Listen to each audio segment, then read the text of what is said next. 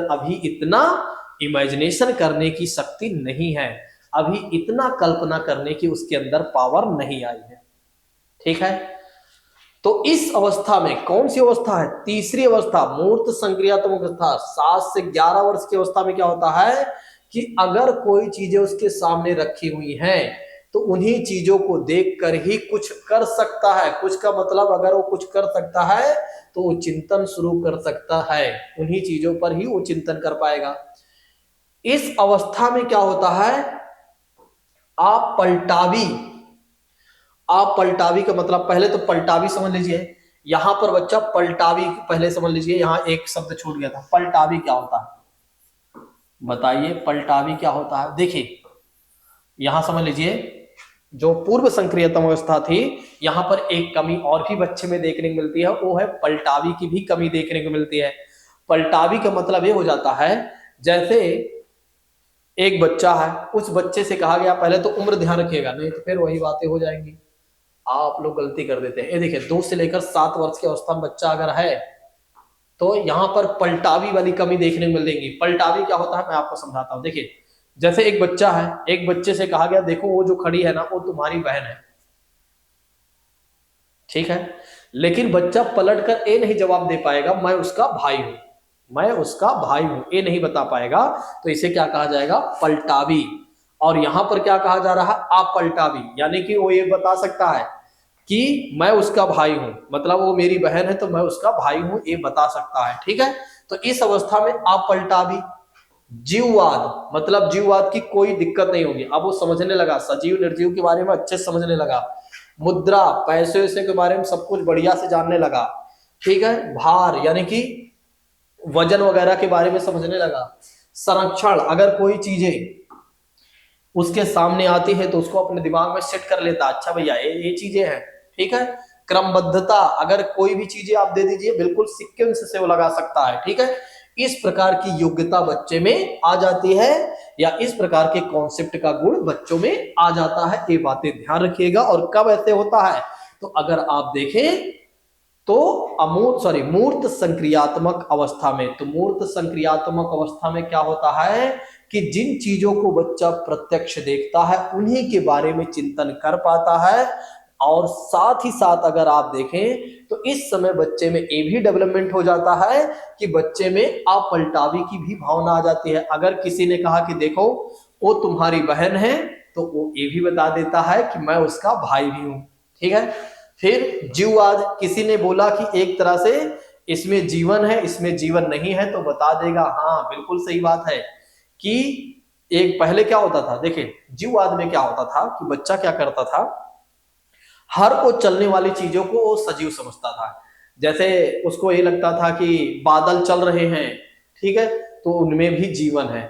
लेकिन इस समय क्या होता है, जीववाद में बच्चा ये समझ जाता है, मतलब जीववाद की अब कमी नहीं होगी, अब वो ये समझ जाएगा हर चलने वाली चीज नहीं है, बस जिनमें जीवन है, मतलब कि एक तरह से जो एक तरह से ऑक्सीजन वगैरह ले लेते हैं और तमाम तरह की चीजों का विशेषता वो जान जाता है, जो ऑक्सीजन लेते और देते हैं या कार्बन डाइऑक्साइड छोड़ते हैं। ठीक है, ये तब इनमें क्या होता है, जीवन होता है। जो भोजन वगैरह करते हैं इनमें जीवन होता है।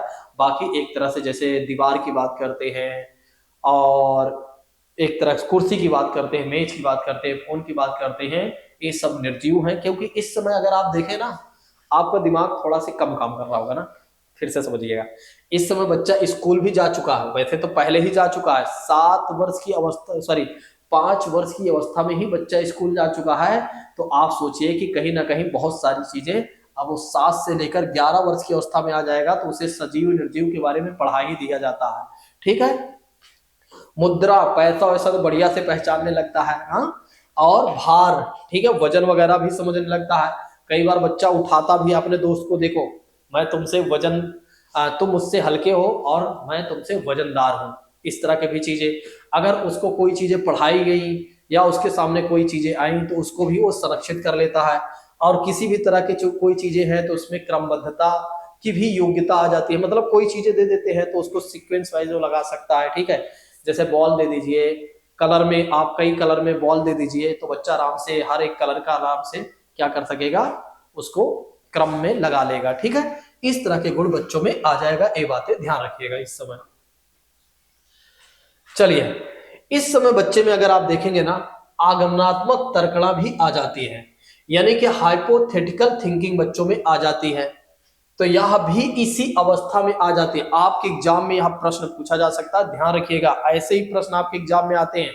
आप लोग क्या करते हैं, चिंटू पिंटू चीजें पढ़ते रहते हैं, जिसकी वजह से क्या होता है, जब एग्जाम में बैठते हैं तो फिर वहां आपको लगता है ये क्या नया आ गया, इस बार तो आउट ऑफ सिलेबस आ गया, पता नहीं क्या पूछते हैं सीटेट वाले। परेशान हो गए हूँ बीएड करके, परेशान हो गया हूँ बीटीसी या बीएड करके, पता नहीं कहाँ कहाँ से चीजें पूछ लेते हैं। तो कोई भी चीजें आउट ऑफ सिलेबस नहीं होती है। बस ये है कि आपने गलत पढ़ा, गलत समझा, पेपर में जाकर आपका दिमाग नहीं काम कर रहा।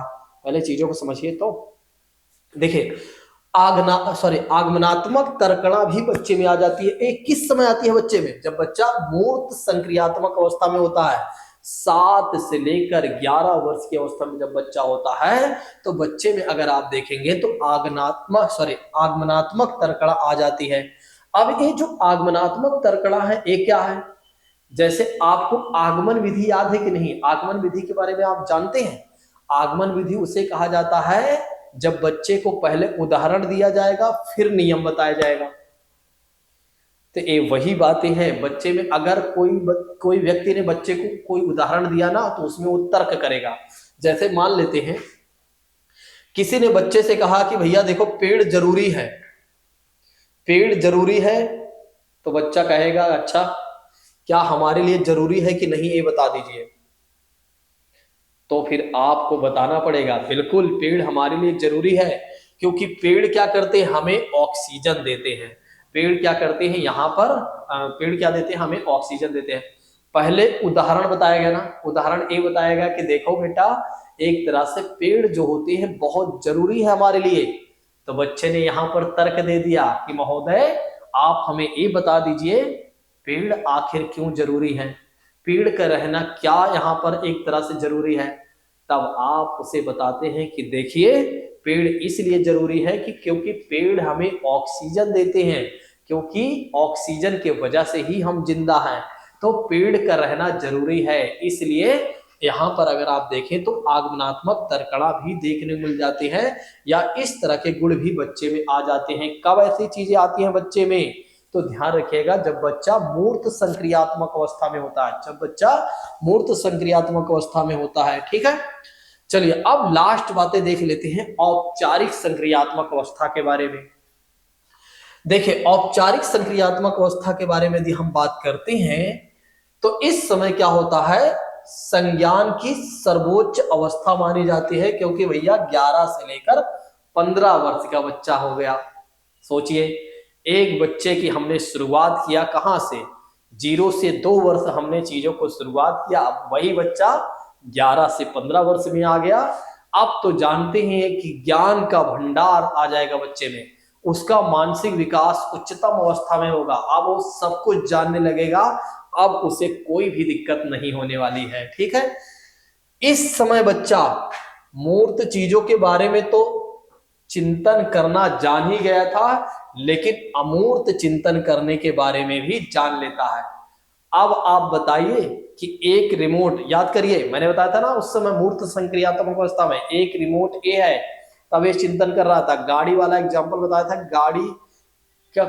गाड़ी जो होती है, कार जो है, उसके पास मान लो गाड़ी की जो चाबी होती है उसके पास भी एक रिमोट होता है कई गाड़ियों में, तो रिमोट से भी क्या होती है, गाड़ी खुलती और बंद होती है।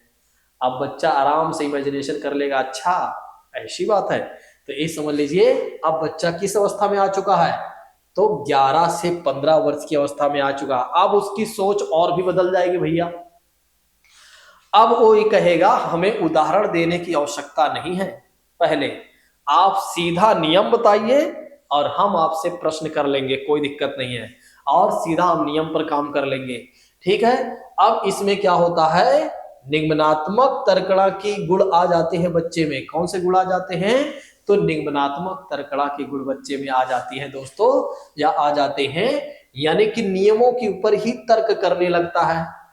अगर किसी ने बोला कि a प्लस बी का होल स्क्वायर, तो बच्चा पूछेगा ए क्या है, a प्लस बी का होल स्क्वायर क्या है।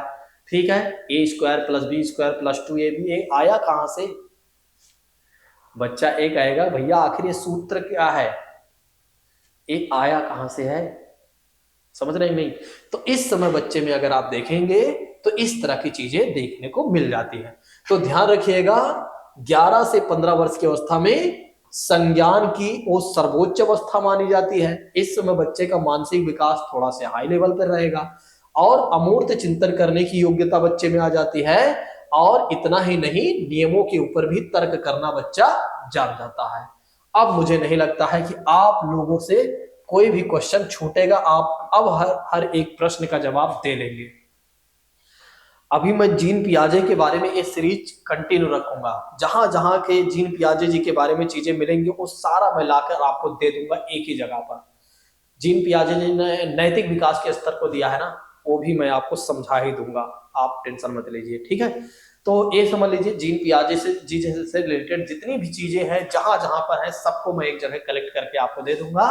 फिर आप आराम से घूमिए कि बोलिए आप हमसे कोई जीन पियाजे पूछे फिर बताते हैं। हाँ, अब हम थोड़ी सी इनकी आलोचना कर लेते हैं ना। इनकी हमने अभी तक सिर्फ महिमा मंडल किया कि कितना बेहतर तरीके से चीजों को इन्होंने हमें समझाने का प्रयास किया और हम समझ भी गए। कई लोग तो जीन पियाजे जी को पागल समझते हैं, उनको लगता है पता नहीं क्या दे दिए हैं, लेकिन शायद आज जो पढ़ रहे होंगे उनको लग रहा है अच्छा जीन पियाजे जी ने कितना बेहतर तरीके से चीजों को एलोबरेट किया हुआ है। और हमें भी अब समझ में आ रहा है कि अच्छा ऐसे बच्चों में संज्ञानात्मक या मानसिक विकास होता है।